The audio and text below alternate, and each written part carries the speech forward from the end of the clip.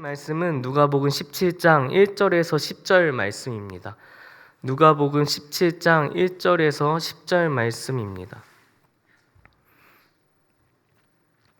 네, 한 절씩 교독하시고 마지막 절 합독하시겠습니다. 예수께서 제자들에게 이르시되 실족하게 하는 것이 없을 수는 없으나 그렇게 하는 자에게는 화로다. 그가 이 작은 자 중에 하나를 실족하게 할진대 차라리 연자 맷돌이 그 목에 매여 바다에 던져지는 것이 나으리라. 너희는 스스로 조심하라. 만일 내 형제가 죄를 범하거든 경고하고 회개하거든 용서하라. 만일 하루에 7번이라도 내게 죄를 짓고 7번 내게 돌아와 사도들이 주께 여짜오되 우리에게 믿음을 더하소서 하니 주께서 이르시되 너에게 겨자씨 하나일 만한 믿음이 있었더라면 이 뽕나무더러 뿌리가 뽑혀 바다에 심겨라 하였을 것이요 그것이 너에게 순종하였으리라. 너희 중 누구에게 밭을 갈거나 양을 치거나 하는 종이 있어 밭에서 돌아오면 그더러 곧 와 앉아서 먹으라 말할 자가 있느냐?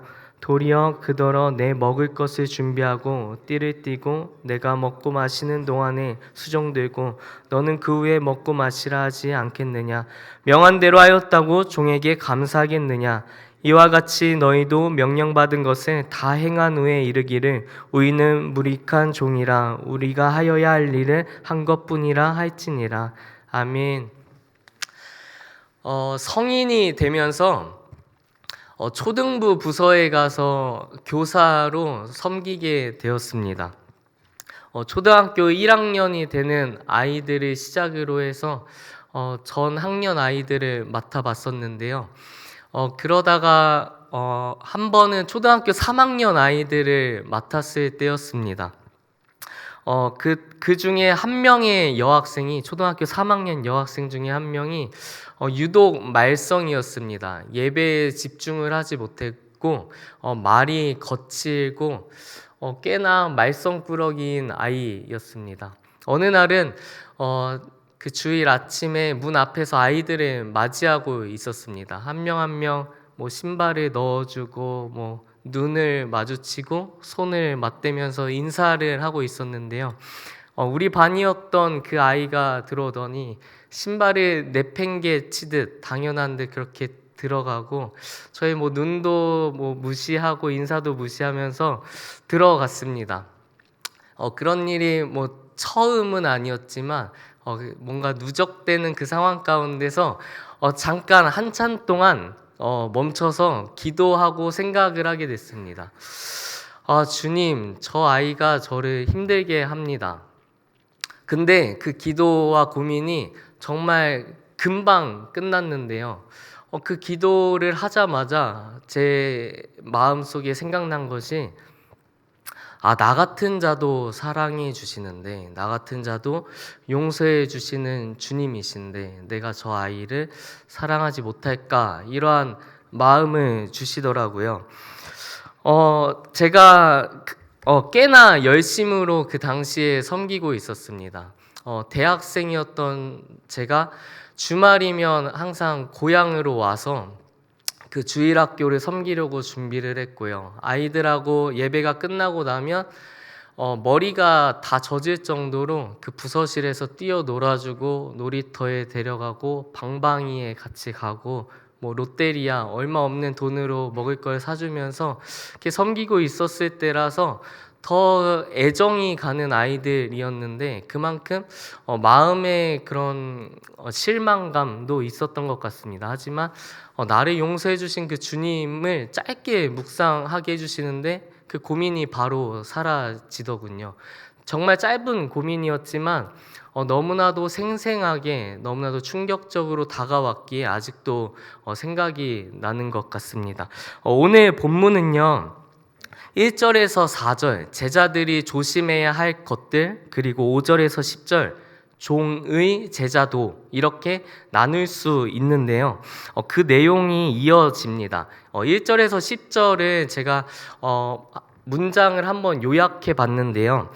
제자가 타인을 실족하지 않게 해야 하며 용서로 형제를 환대해야 함을 강조하고 있다. 제자는 그 일로 부름을 받은 종들이다. 그것은 겨자씨만한 믿음으로 가능하다.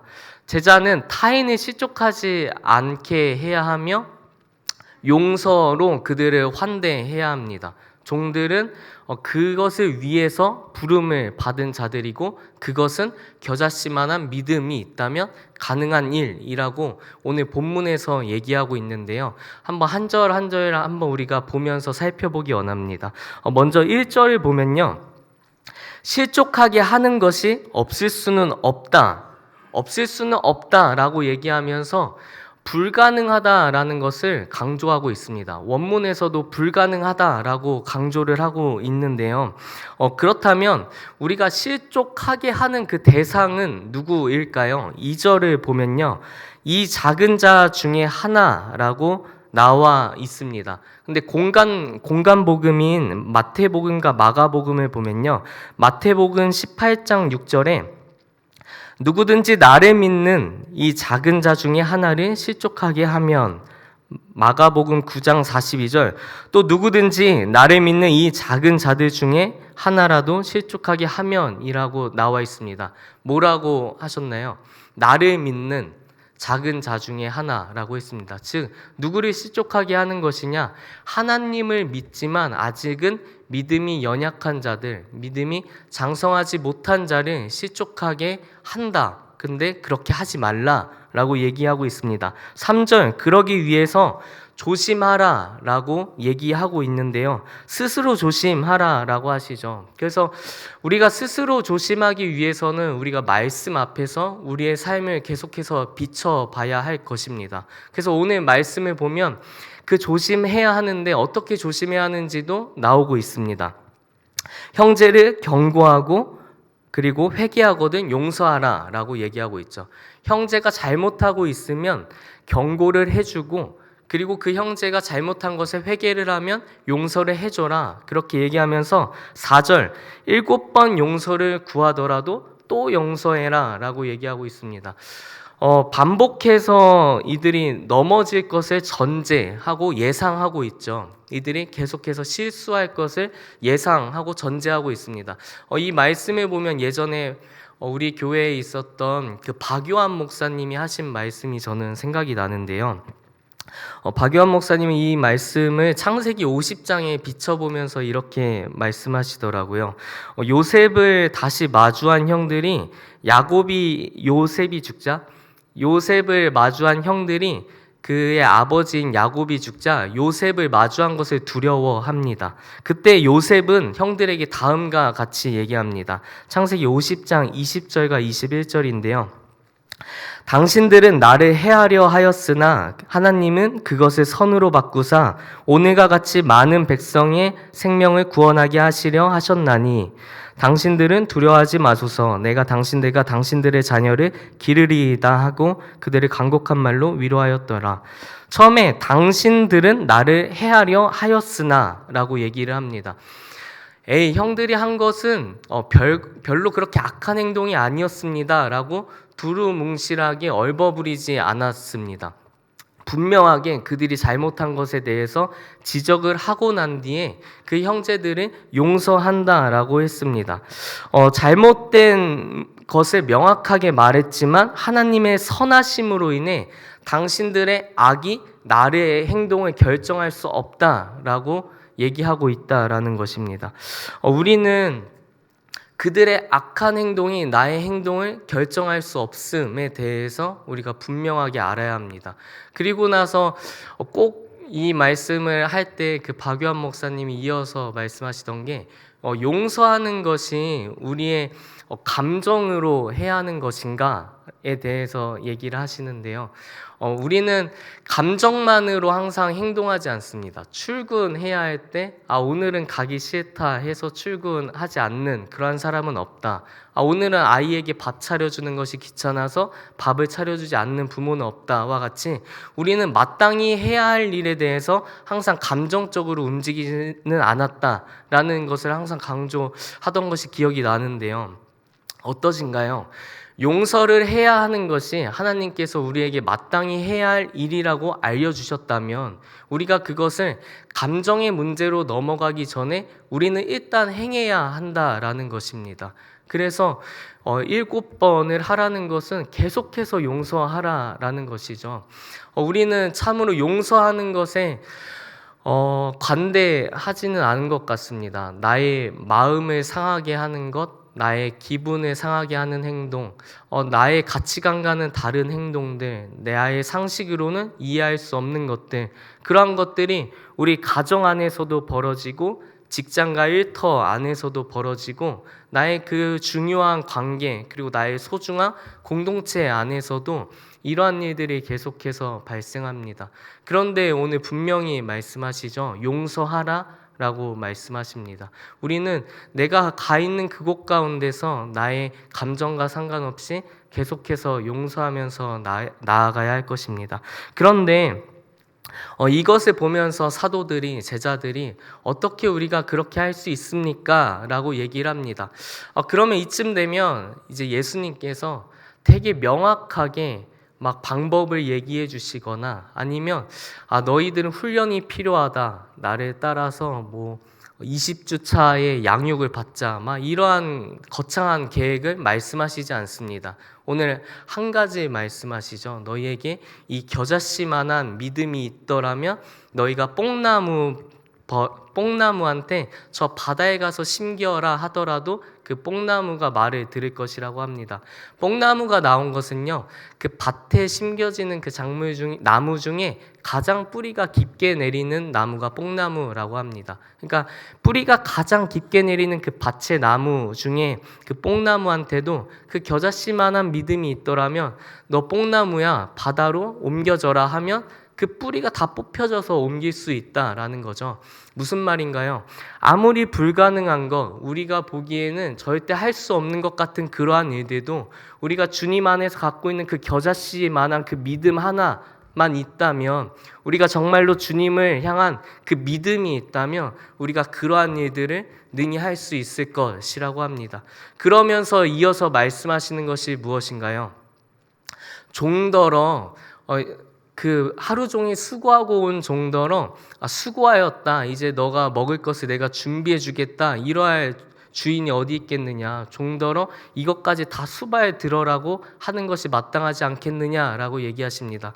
처음에 말씀을 묵상하면서 종이 막 왔는데 종더러 그 먹으라고 하는 것이 마땅치 않다 막 이러한 구절을 보면서 뭐 이런 나쁜 주인이 있나 이렇게 묵상을 하다가요. 이게 주인에게 포커스 집중되어진 구절이 아니구나. 종의 자세에 대해서 말씀해주고 있으신 구절이구나라는 것을 보게 됐는데요. 어떠신가요? 종의 자세라는 것은요. 이미 주인이 그 종의 대한 권한을 샀습니다. 그가 수고하고 그가 행해야 할 행동에 대해서 이미 대가를 지불한 것이 주인이고 대가를 이미 지불받은 것이 종이죠.